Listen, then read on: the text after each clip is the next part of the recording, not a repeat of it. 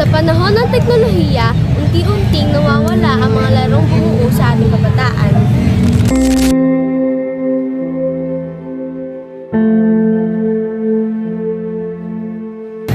Nandito po kami ngayon sa isang pasyalan kung saan pinupuntahan ng mga tao at mga bata upang makipaglaro sa kanilang mga kaibigan, katulad ng ito.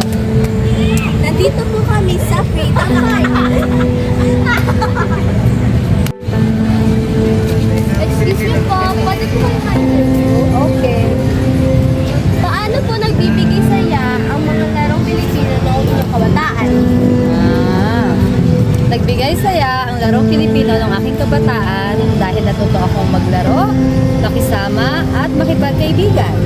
Sige po, thank you po. You're welcome!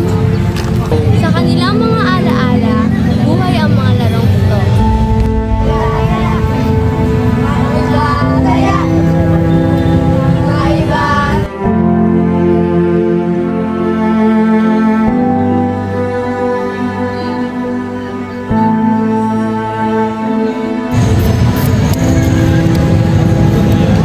Excuse me po, ba't ikaw mo Hello ba?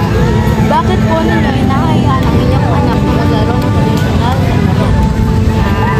Siyempre, hinahayaan ko na maranasan nila at makapaglaro sila ng tradisyonal na. Kasi ito ang isa sa mga simbolo natin Pilipino. Para ito sa mga natutunan ko rin aking kapatid. Thank you po. Ang mga larong ito ay nagtuturo ng aral na hindi makikita sa screen. po ba kayo Alam niyo po ba ang tumbang preso? Anong saya ang dulot nito?